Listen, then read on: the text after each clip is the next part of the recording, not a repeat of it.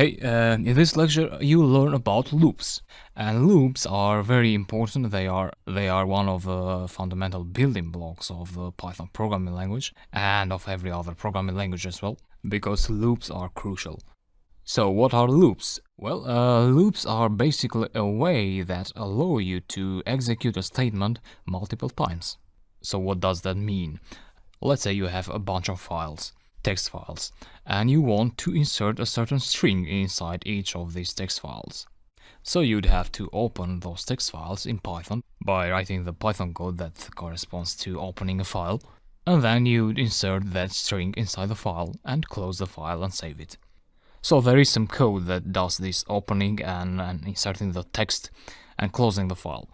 And if you had 100 files, you'd have to execute that code 100 times. So you'd come up with, let's say, 100 lines of code. But that doesn't sound very efficient. So that's what loops are for. So a productive way to solve the problem that I just mentioned would be to create a list of these files, so a Python list of the file names, and then you would use a loop to iterate through this list of file names. And a loop would do all that in just a few lines of code. And there are two kinds of loops in Python. There is the for loop, and the example that I just mentioned would be solved using a for loop. And we also have the while loop. A while loop does also repeatedly execute a statement that you write, and it executes it as long as a given condition is true. So let's say you have a user that is trying to log in your web app, and while he keeps entering the wrong password, you'd continue executing a statement that would reject his login into your system. So while the password is wrong, reject the user, something like that. So that's about the definition of the for loop and the while loop.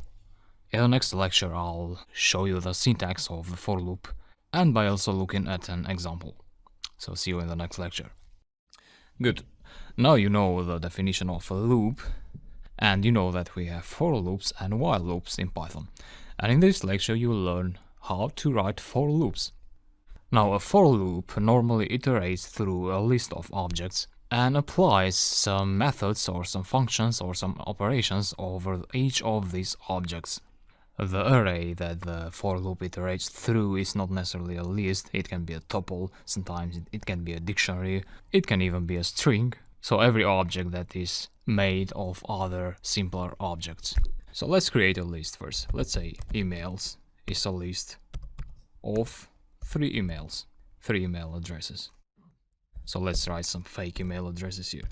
me@gmail.com, you@hotmail.com, and they@gmail.com.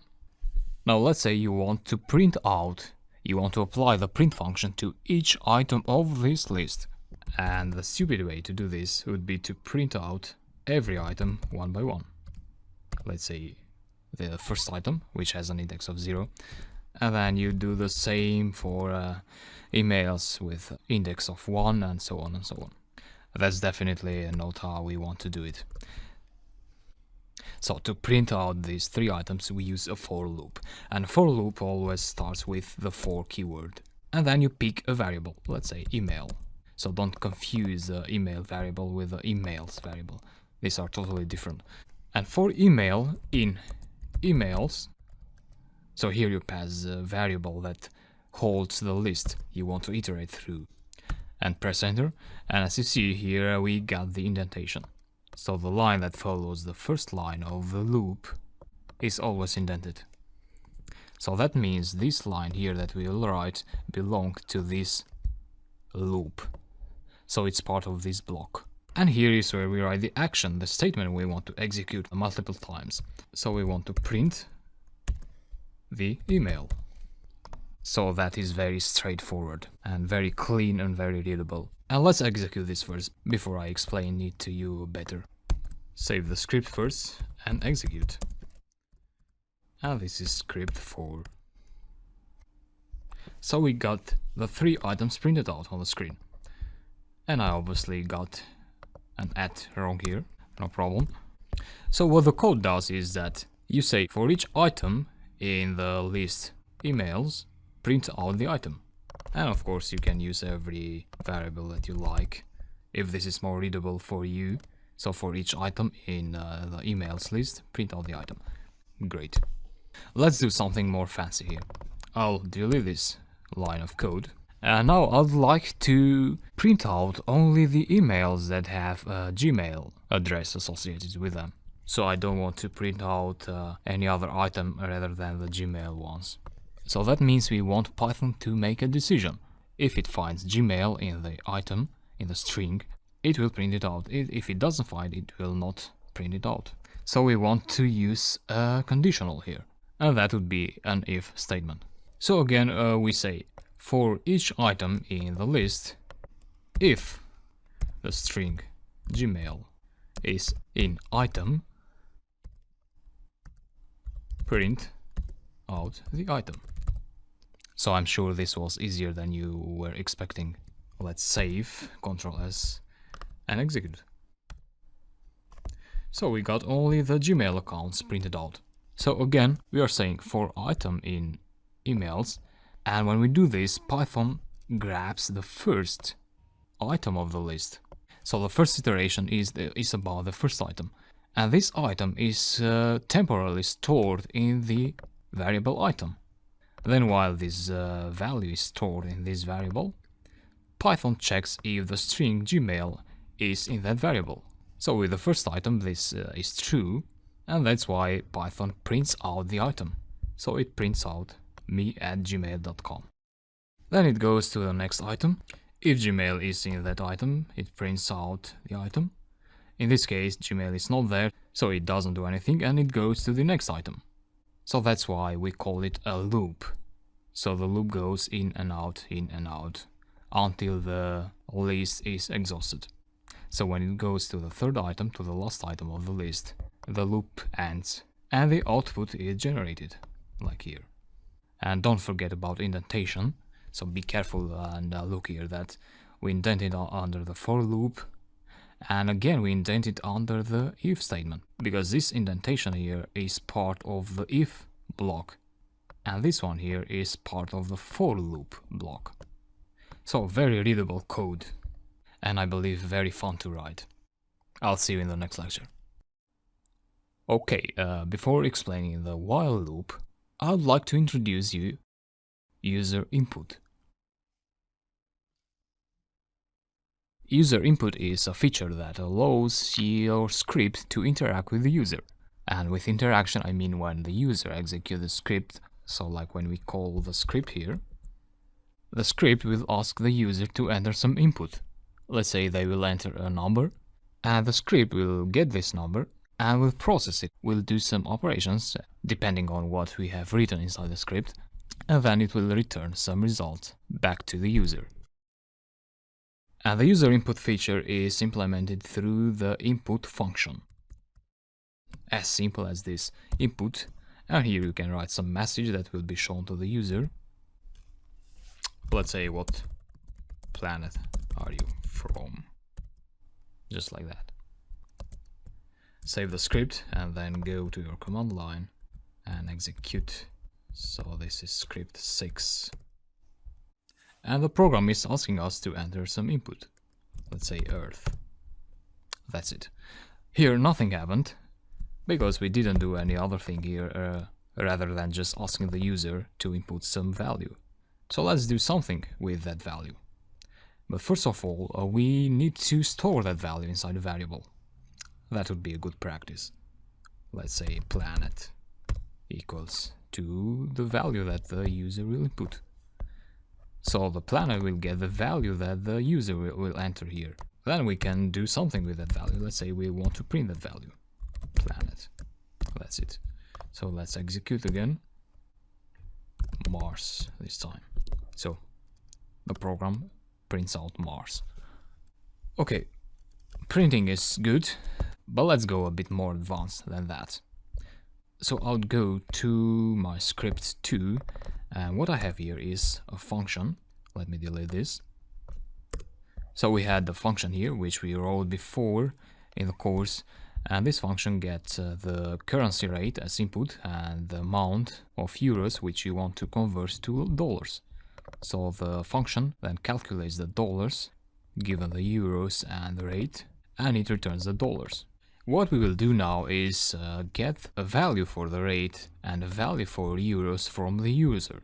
So we will get those values here, and then we will execute the function given those values. For that we need two inputs here. Let's say r as a variable, input, enter rate. And once more, enter euros. And this would be E. And then these values would go here. So R for the rate and E for the euros. So we execute the script. Python reads the function definition. Then it asks the user to enter the rate. The user enters the rate. Then the script goes on. Python asks the user to enter the euros. The user enters the euros, and then those values are passed to the currency converter function. Now I expect to get an error here, but I still want to execute it so that you see what error you'll get, and that's how you understand things better. So let's execute script number 2. This is not the error I was talking about. This is because I forgot to save the script. So let me execute it again. And so we are now asked to enter the rate. Let's say 100. And euros, let's say 3 euros. Why not? And here is the error I was talking about. And Python is basically saying that it cannot multiply strings. Why is that?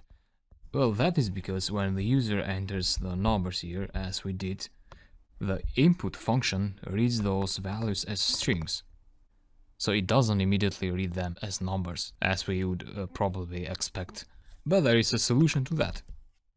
Once we get those strings here in the R and the E variable, we could convert them to a float. We would want to apply the float function to each of these variables. So before these values would be passed to the currency converter function for execution, the values of these variables would first be converted to a float data type. And lastly, we would want to print out the output that this function generates. And that's it. Click Save, and then go to the command line. And script 2, enter the rate, let's say 4 euros, 100 this time, and so we get 400.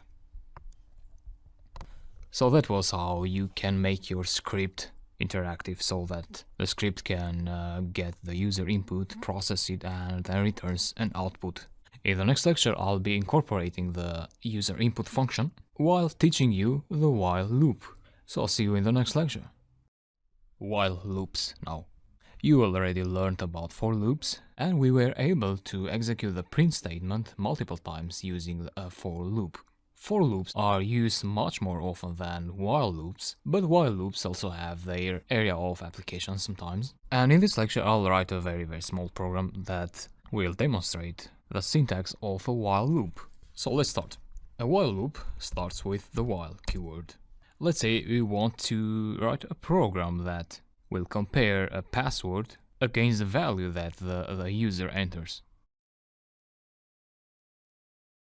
And while the password entered by the user is not the same with the password that we know, the loop will keep occurring over and over again until the user enters the correct password. So while the password is different from, let's say the real password is Python123, and we need a colon there, and notice here that these two symbols mean is not. And here we are comparing a variable to a value. But we don't have a variable yet declared, so first we need to declare the variable here. Password equals to an empty string. So that's the initial value before the user enters their own value. And here we want to get the user value. And here we want to store the value entered by the user in our password variable. So input, enter, password. Now, once we get the value in our password variable, we want to compare that variable. And we compare it against the real password. So Python 123. So if the value entered by the user is equal to Python 123, we want to print out the string "you are logged in." Else, so if this evaluates to false, we would have another action here. And that would be "sorry, try again." That's it. Let's test this now before I go over the code again and explain things better to you. So save and then go to your command line. That's the script number 6. So let's try a wrong password here. Let's say just Python. Sorry, try again. We try again. Python 1, no. Python 123. And you are logged in. So we are just printing out some lines here, some text. But in a real life situation where we would be expecting real user logins, we would have to write some longer code here that basically would show the user the internal pages of your website, of your web application. So you would unlock your user content of your website. So again, what we have here, while password is not equal to 1 to 3, this block of code will be executed over and over again. Once the value gets equal to Python 123, the loop stops running, and so does the script. So I believe this is a very nice explanation and example for you to understand the while loop. Again, you'll be using the for loop much more than the while loop, but this is good to know, and it was also good practice for you, I believe. See you in the next lecture. Alright, you learn how to use a for loop to iterate through a list. Sometimes though, you might have to iterate through 2 lists at the same time. Let's say you have 2 lists. A list with 3 items where you have some names. Let's say James, John, and Jack. Pretty creative here.